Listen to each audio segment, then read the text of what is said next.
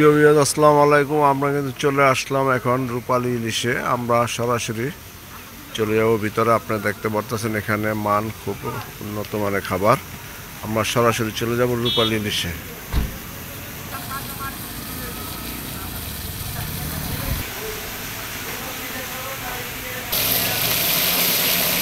এই যে দিনু ভাই ভিডিও করতেছে।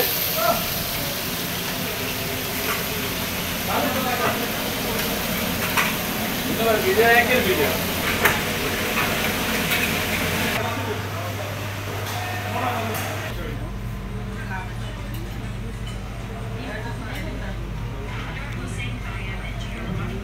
রূপালী ইলিশ খুব সুন্দর করে সাজানো।